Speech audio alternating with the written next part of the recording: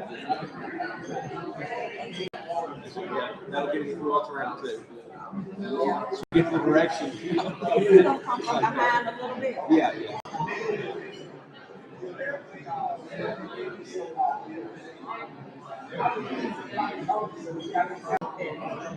I can run it that way, so it'll catch you more coming this way. Yeah. Right, okay. Yeah. Okay. Cool. Thank you. Thank you.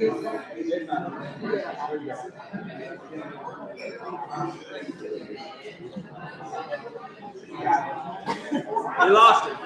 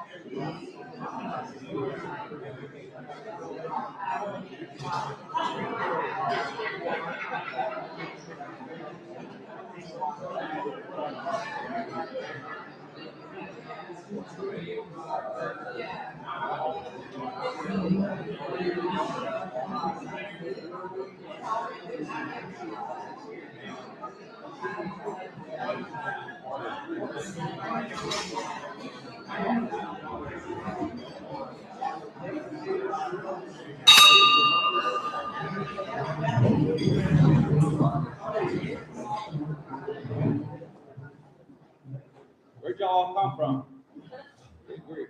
Welcome to Rotary Club. I'm Pacific. Really, I promise.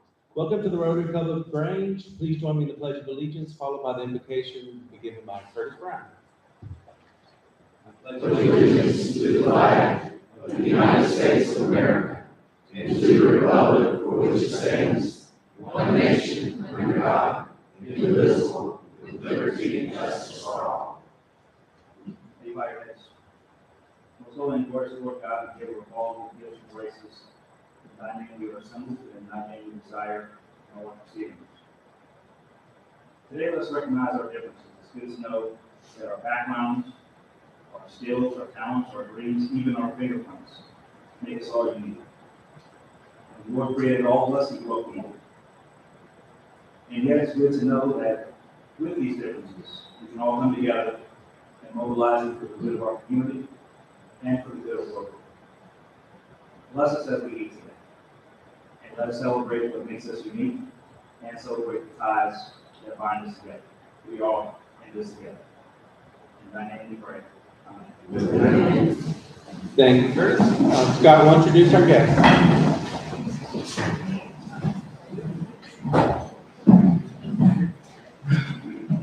Good afternoon, everybody. Beautiful Wednesday afternoon. I want to introduce our guest today, so if I call your name, please stand and remain standing until I get off the materials. First off, I have Jonathan Dockery, who is visiting us from the New Rotary Club in Carrollton. Josh Orlish is here, Justice John Harrell, been here before, Director of Finance at Twin Cedars. Mark Foster is here from another Carrollton club, Rotary Club, the Carrollton Dawnbreaker Club. And Olivia Foster is here as a guest of Ken Gordon. Welcome. Thank you for coming.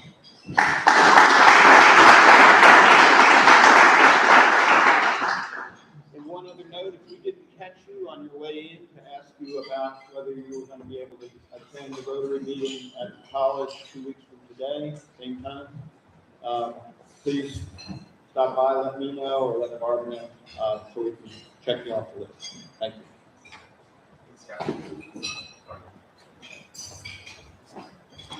And why do you not want to miss November 16th at the college?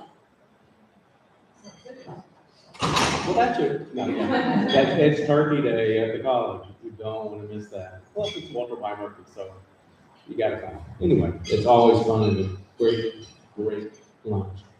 Birthdays: Carlton Wood was yesterday. Club anniversaries: Curtis Brown, 5 years yesterday. Mark Davis, 6 years today. Lynn Morgan, 6 years today.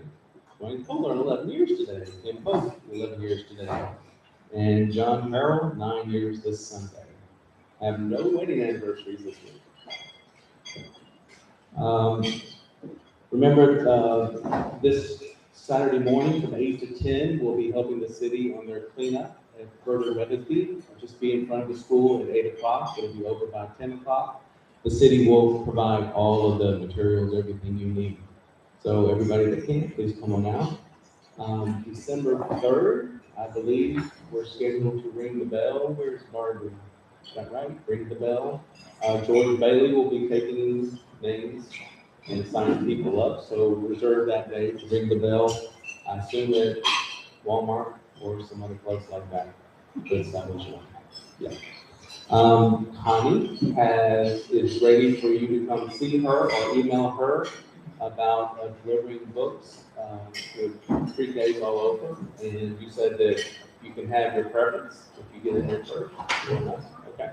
So if you have a preference of where you want to do that, please go see Connie. We have a few minutes of happy dollars.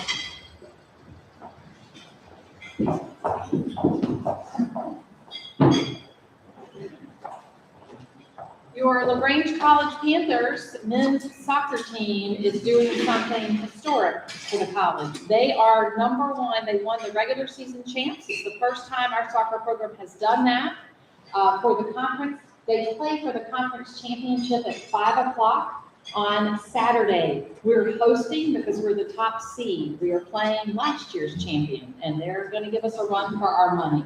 I encourage you to come out. We're just a lot of fun. We also have the #3 scoring player in the country for NCAA Division III that's playing on our team, and we have our other coach of the year for the conference as well. Come enjoy, it's free, and we would love to welcome you. Bring a lawn chair, they'll sell hot dogs and that sort of thing. 5 o'clock, great family atmosphere.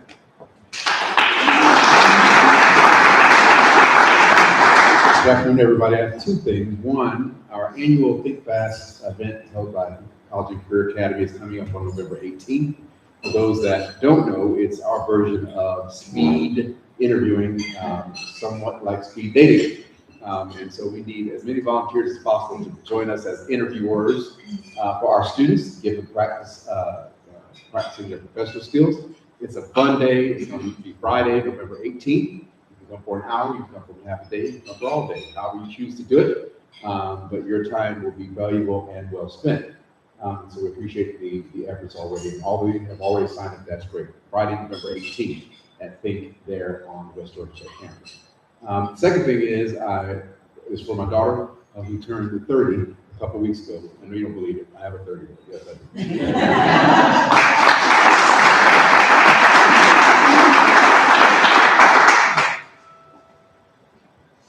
I'm happy to speak on behalf of two things. First is our granddaughter who began her career as a medical student at Emory and had her white coat ceremony this past week.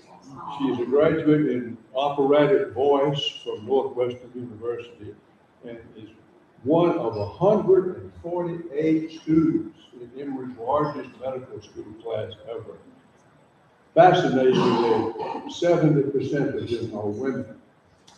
The second thing I stand here for is to say I am so happy that after 26 years playing in the LaGrange Symphony, I'm now in retirement and love being in the audience with you. And last night's concert was absolutely uplifting.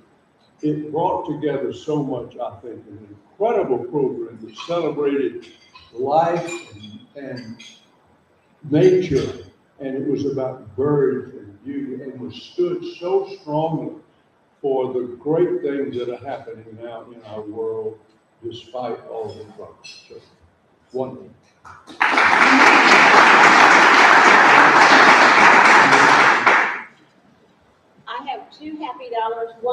my friend Eric Marks, who was inducted into Rotary last week, and I wasn't here because of my second Happy Dollar, which was our United Way Day of Caring, and it was a wonderful success. We had lots of people come out. So if you hear that advertised next year, it won't be by me, but it's a lot of fun, and maybe they won't do it on Wednesday.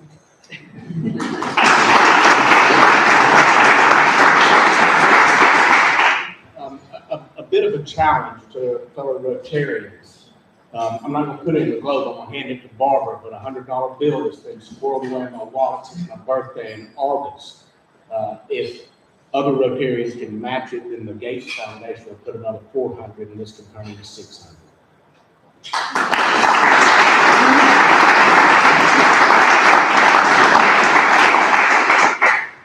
We're in the holiday season. We're getting into the holiday season. Probably the last holiday of the winter time is Mardi Gras. And as you know, we've been working on that year round. Right now, we're looking at things to do, like how do you sculpt Zeus out of expanded polystyrene? How do you create green columns? How do you craft different floats? But the thing that makes me happy today is, one, letting you know what progress is going on. Two, just letting you know that I'm going to be requesting Rotary's help in launching the parade this year. And three, we happened to get in 12,000 doubloons yesterday, and these are all going to be thrown. And this particular one, just to play with people's heads, has one of those triangles with the eyes in it. So everybody with a conspiracy theory will have something to wonder about. So anyway, it's fun.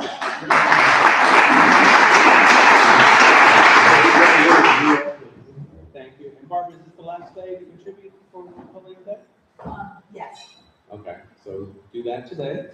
I'm supposed to appoint the nominating committee today, but in the interest of time, if y'all forgive me, they've been appointed, I just haven't told you who they are. I will do that next week. Anybody opposed? Good work.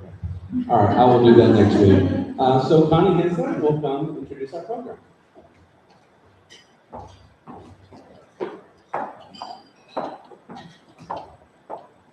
I'm excited to introduce our program today. It's called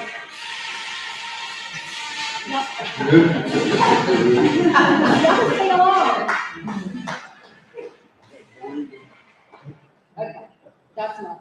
Kim was supposed to play it and sing it for me, but I'm very excited to welcome Derek Woodham to be our speaker today. So let me tell you a little bit about Derek, and you'll see where the Georgia Tech fight song fits in. Derek is the Associate Director and Regional Network Manager for Georgia's Manufacturing Extension Partnership. The mission of the Georgia MEP at Georgia Tech is to provide solutions and resources that help to support and advance Georgia's manufacturers. Derek has over 27 years of experience working with manufacturers in the area of operations leadership, lean manufacturing, executive coaching, and strategy development. He's currently serving on the boards of Jaguar Pro and Complete Truck Bodies. He also serves as the chair of the local Young Life chapter, and he will be joining the Think Board of Directors in 2023. He is the co-owner of Axis Dental Milling. It's a manufacturer of dental crowns and implants. Some of you may have used his products, or maybe not. But Derek holds an MBA from LaGrange College, and then he also has a BS in Mechanical Engineering from Georgia Tech. Go Jackets! So, welcome, Derek.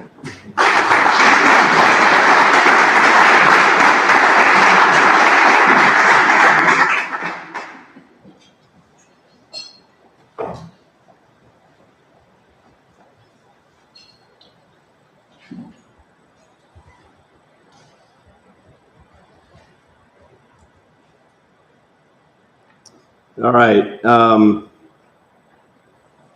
me get this up here. Okay.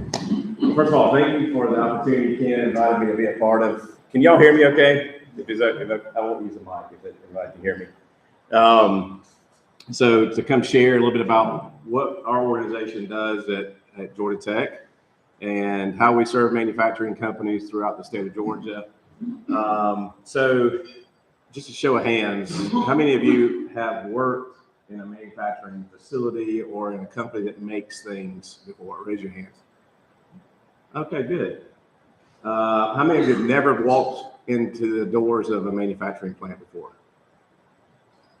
Okay, so the good mix. So just a little bit more background from what Connie said.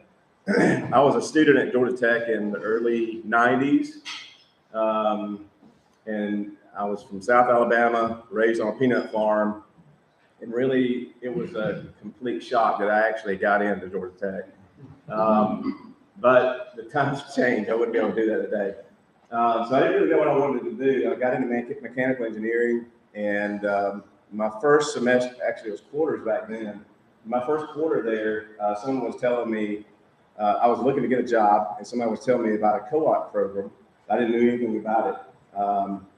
And I said, I'll go talk to this office, the co-op office. So I went and talked to them. I interviewed for this cooperative program. The very next quarter, I got a job here in LaGrange, and that's how I ended up here in LaGrange. That was in 1992. So I've been here ever since, my family and I, and we love it. So it's an honor. I see a lot of familiar faces. I know a lot of you. So it's an honor to be able to share a little bit about what we do, because it is kind of a secret.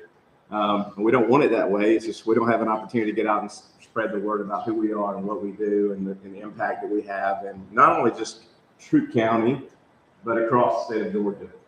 So just a couple things I want to share with you. One, some of the things that why we do what we do. So why manufacturing matters is something that's really important to us. And I didn't learn all this until later on in life, even later on working with Georgia Tech. I'll talk a little bit about why the MEP exists and the mission that we have to help companies with what we do and the services that we're able to provide and the impact that we have in the state of Georgia. And then I'll talk a little bit about the trends that we're seeing in manufacturing and industry. And what probably will impact, some of these things actually probably impact some of your businesses as well. And if we have time, I'll share a little local success story for another manufacturer that's here in town that you may not have heard about. So real quickly, some of the areas of that I feel like most manufacturing companies contribute to a community, to a state, and to a country.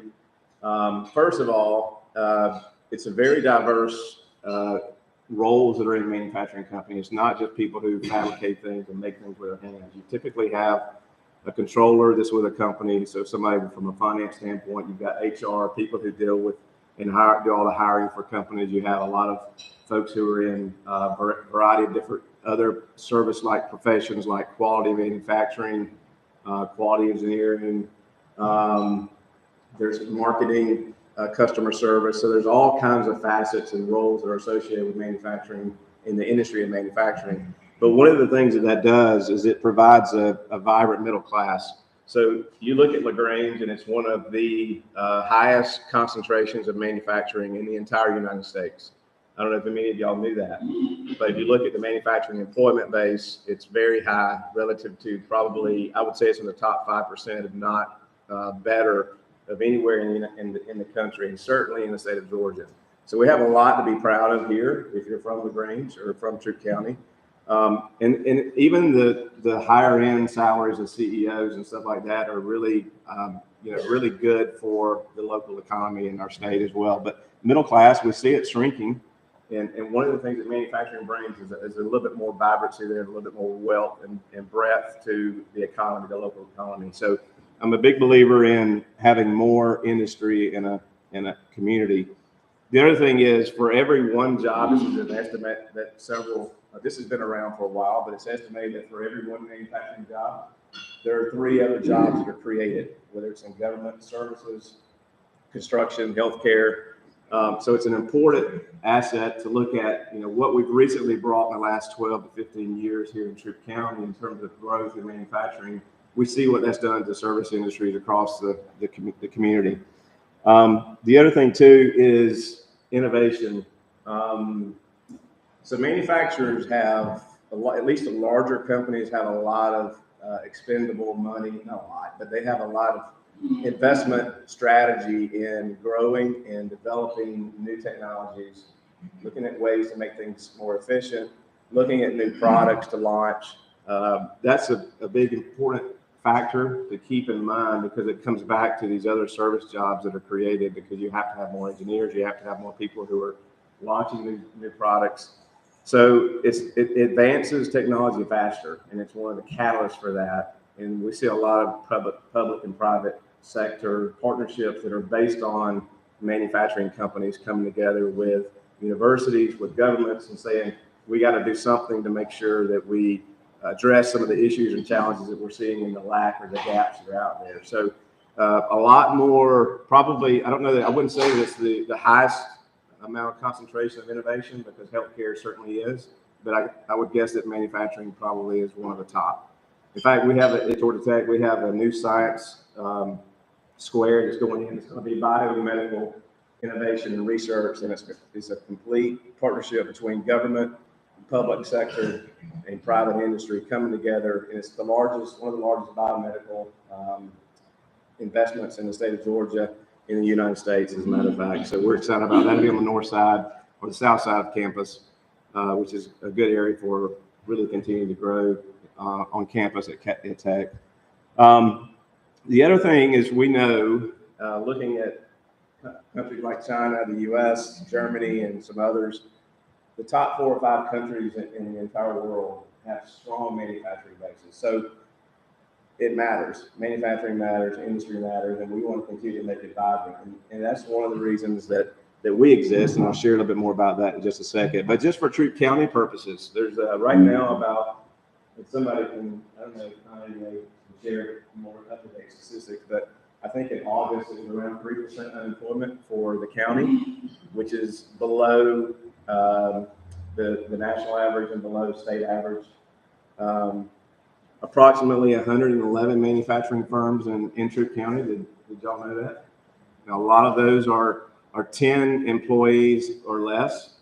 So that smaller manufacturing mix is just as important as the larger ones. It's estimated there's about 11,000, 12,000 jobs in Troup County that are just strictly in manufacturing, not including the other sectors, construction and other things that touch manufacturing industry here in Troup County. So that's a lot of jobs out of what I don't really know what our population is. 60,000 Troup County, somebody know? About 70,000. So a good percentage, and some of these are obviously coming from in the regional surrounding, not just in Troup County, but it's a big portion of the jobs. The other thing that I think is important when you look at salaries and wages that are associated with manufacturing, this is the average weekly pay for a typical manufacturing job or any manufacturing sector. So if you look at all the manufacturing jobs, what do they earn? In Troup County, it's $1,204. For service industry jobs, it's $839, and then across all industries, it's $973 per week. So there's a lot of value brought to a community when you bring in jobs to their industry and the manufacturing. So those are just some of the things. And then finally, just to reiterate, this is a graph. I don't know how well you can see it, but this is a graph that's it's 2 years behind. So when you look at the investment dollars that are thrown into their capital expenditures are put out into our communities, manufacturing provides by far some of the highest amounts of capital expenditures towards that are being invested. So even above healthcare and some of the other finance and your utilities, mining, and those kind of things. This is a U.S. graph, so it is 2 years behind. The reason you see a drop in all the other sectors, with the exception of utilities, is because of COVID in 2020. I don't think they've updated it to our 2022, but I can tell you it's going up. There's been a lot more investment in capital expenditures out there. So I say all that to say, the reason that I've been doing this for 20 years now at Georgia Tech is because I love it, one, but two, it's one of the things that I feel like is so important to our economy. And it's fulfilling to be able to do something for 20 years and know that, you get up every day and you really just are ready to go do it. You're ready to go out and meet with owners of companies. You're ready to go talk to companies. And it just brings a lot of, we've got a team of 45 folks who are just fantastic and they've got great experience. They bring a lot to a company. So, knowing that our team can go out there and help all, across the entire state is just really, and it's just it's the reason I've been here for 20 years. I wouldn't be doing something for 20 years if I didn't like it. But the smaller and medium-sized companies really are our mission. And we're funded to do that. I'll talk a bit more about how we're funded to do that, but they need help. And so in the mid-90s, there was some federal funds. Folks came together and said, we need to help the smaller and mid-sized sector in the United States. So the MEP was formed, which is the Manufacturing Extension Partnership, around 95, 96. That was a national program, and their intent was, let's go out and find other institutes in the state who would be a good fit for this money to come to them, develop an organization, and go out and serve small and mid-sized manufacturing companies. Well, at that time, Georgia Tech was already doing, they already had an industrial extension office. Some of you may be familiar with that, which started back in the 60s. So we were already well positioned to be able to take on what the MEP program was looking to do and launch. And so, 95, 96, Georgia Tech became, the Industrial Extension Office became the MEP program for the state of Georgia at Georgia Tech. And that was born. So again, our mission primarily is small to mid-sized manufacturing companies, but if a larger company, a Kia or any of those other, Duracell, any of those companies call us to do some work, we'll be there. It's just that we're basing our prices and rates on when a company works with us, they do have to pay us. We're not free. But there's rates that are different based on the size of the organization and the company. So there's a little bit bigger subsidy for our work to go into a smaller organization. So the state also pitches in to help us be a strong and viable organization because they see the value that we've been continuing to provide for 25 plus years in the state. And I'll share some of that impact here with you in just a second. But everything that we do is we go in to help companies try to find ways to decrease their costs, improve their efficiencies, grow their top line, develop more leaders in the organization. That's becoming a really big topic right now, especially with so much turnover that companies are having with employees. So leadership is even more important today than it has been probably ever. So we're doing a lot in that. And the other thing, because of that workforce issue, technology is advancing even faster and faster. And so these smaller companies, medium-sized companies, they need resources to be able to help guide them through the advancement of that technology or even be introduced to it. So that's one of the things we do. And just shows that here's all of the regions that we cover. I actually cover the Orange region, and then all of the other regional managers in each one of the areas in the state report to me. So I'm got a kind of dual role within Georgia Tech. But it's fun. We have a great team, and I don't really have to do a lot with those guys. They're all fantastic. So a couple of things what we do. I'm going to go. There's 4 groups of services that we offer. I won't spend a lot of time on that and bore you with it. Mainly in the areas of strategy, leadership, and technology. In each one of these areas that are under that area, there's a resource that we have, or 2 or 3, who are experts in that area. And they came out of manufacturing or they came out of other industries and they have expertise in that area. The other group or team that we have that can go into a company is looking at operational excellence. They're the ones that help with things like lean manufacturing or process improvements, quality, ISO. In fact, the reason that I got the job at Georgia Tech was because I worked with Kay's husband at Freudenberg & OK. That was the company that I co-opted with, and I went to work with them when I graduated from Georgia Tech. They were launching a program called Growth, Get Rid of Waste Through Team Harmony. And it was the Toyota production system. They branded it for their own. Freudenberg & OK became one of there are books written about Freudenberg because of this growth program that they launched back in around the late 80s or early 90s.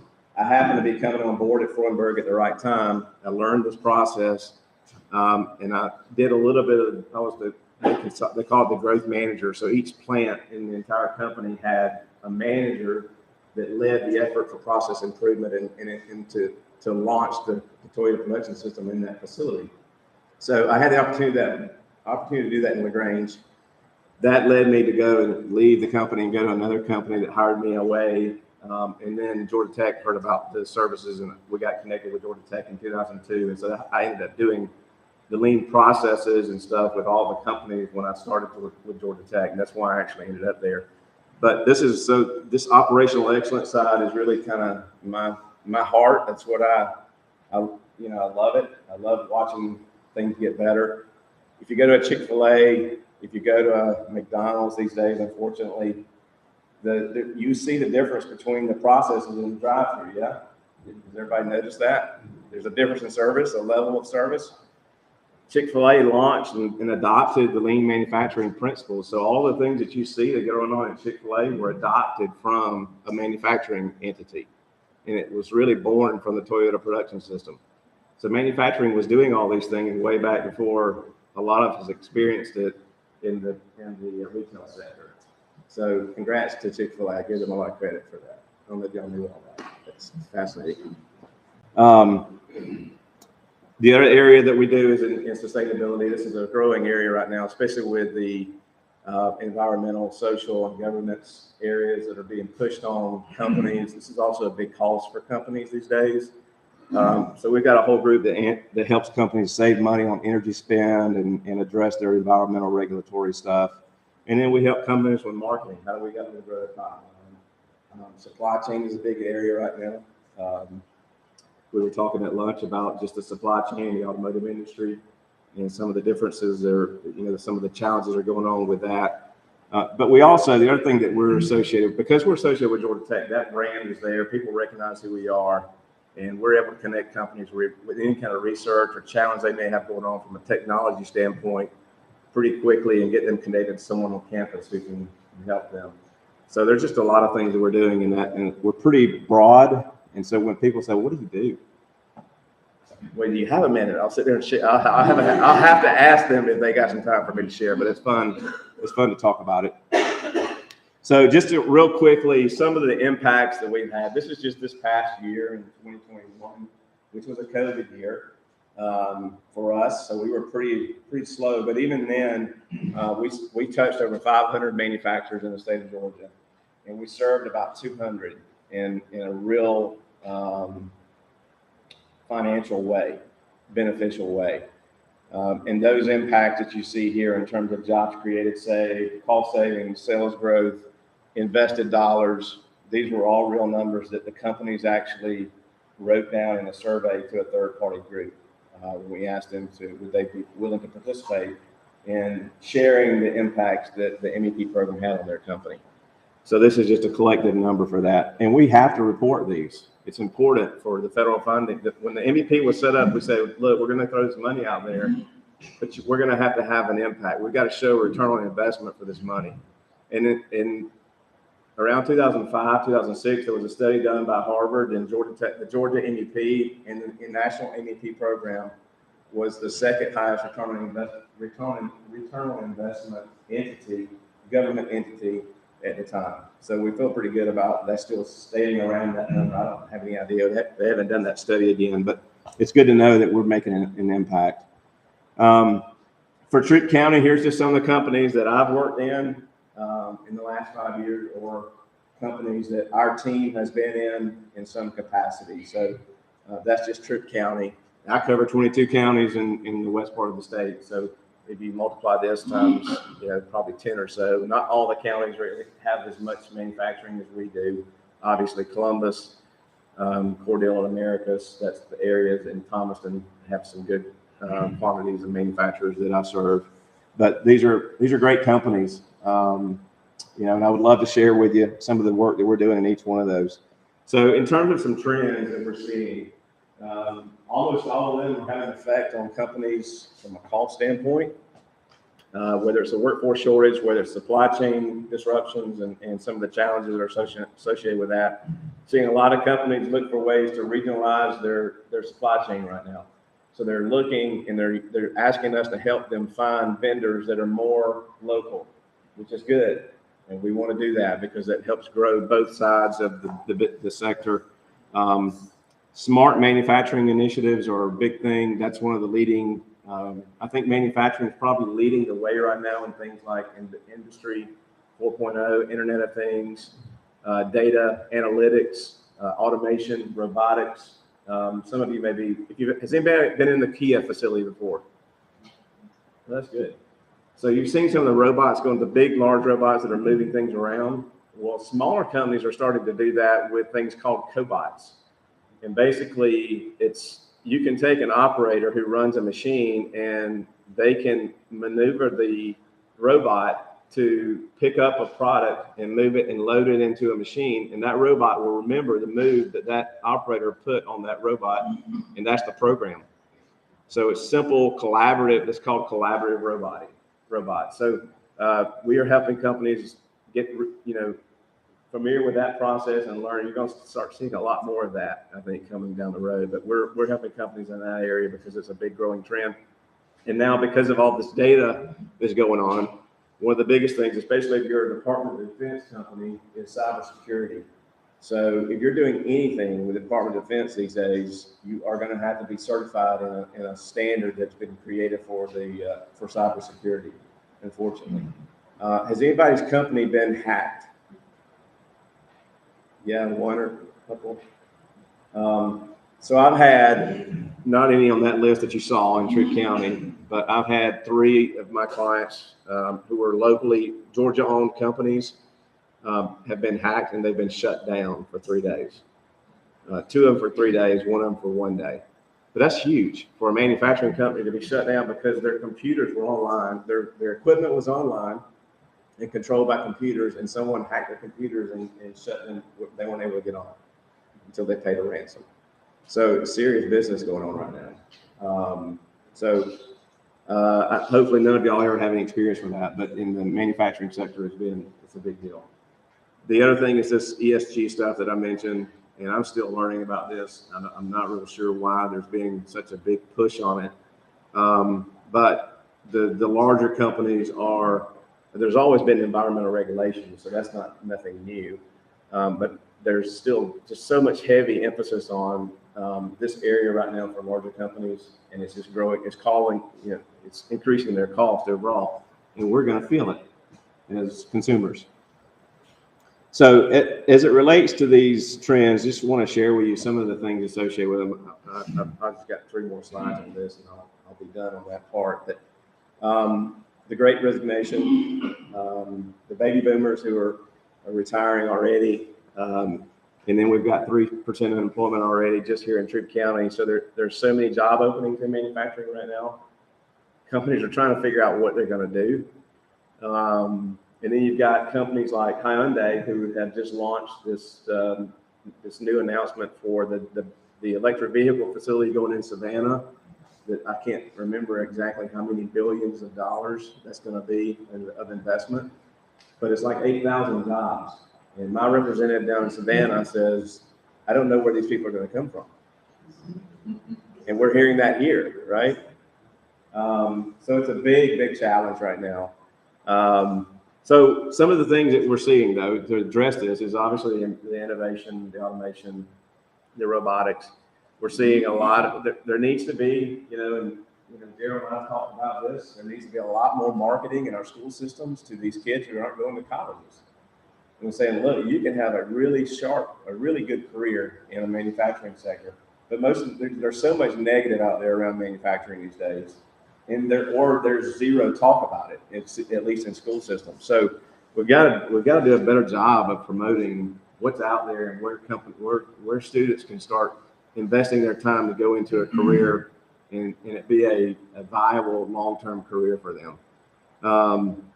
Manufacturers are going to have to get creative. COVID created a big storm of just all kinds of different work environments, flexible work schedules. And so manufacturing is a little bit at a disadvantage because you actually have to be at the plant to make something.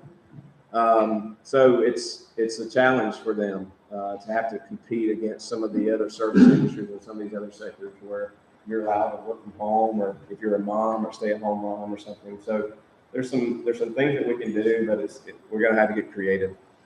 And there's still estimated 26 million people who are out there able to work that aren't. That doesn't count the 5.7 million people who are unemployed. And I think a big, large percentage of that number is probably mothers, women who, opted to stay home or they've got family.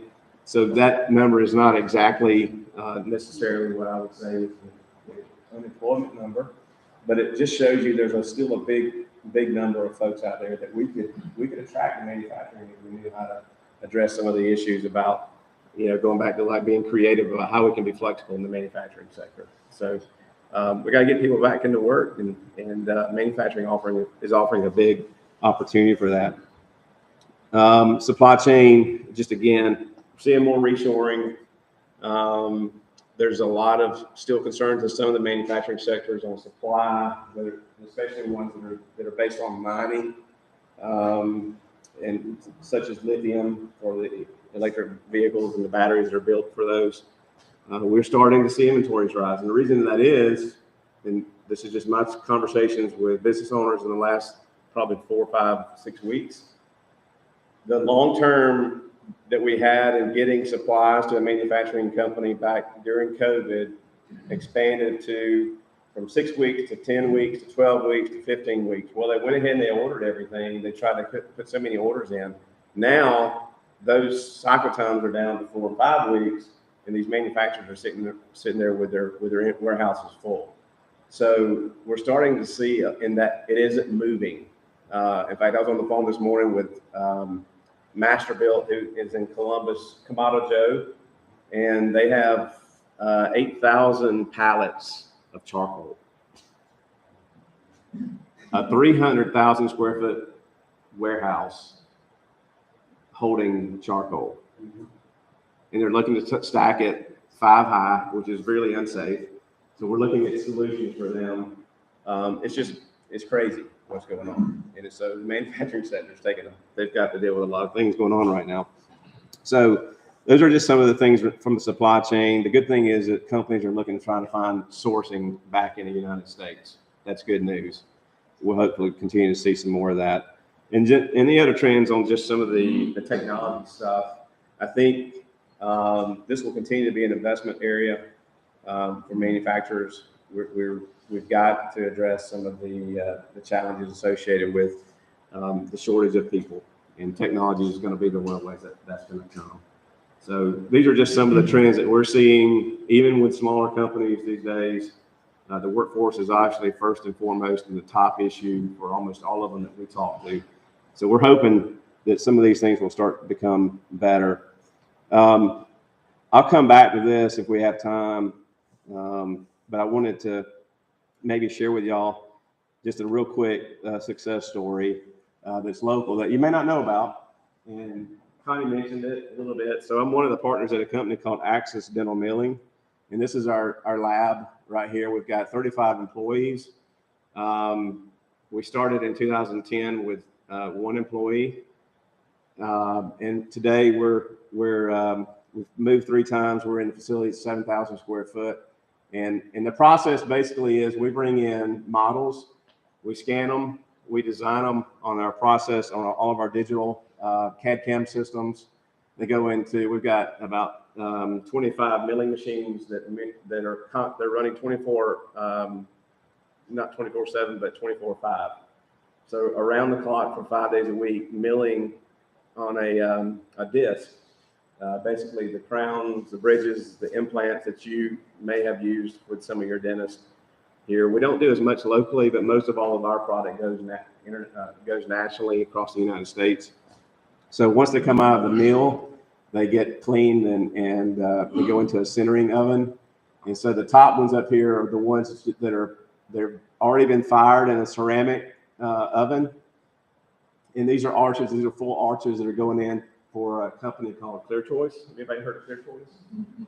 So we do about 75% of their business across the United States.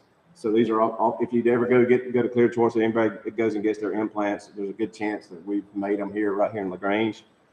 And there's porcelain added, and this will be the final product. And this is when they've gotten input into a client over here. So it makes a big difference. So you got a new smile. So we're out of time a little bit, so I'm not going to share the video because it's really just a commercial about us at Georgia Tech, and I don't think you've already heard all of that. But I really do appreciate the opportunity to share kind of what we're doing and the passion that we have. Our whole team is really passionate about serving the manufacturing companies, And I just appreciate the opportunity for being here. So thank you guys all for your attention.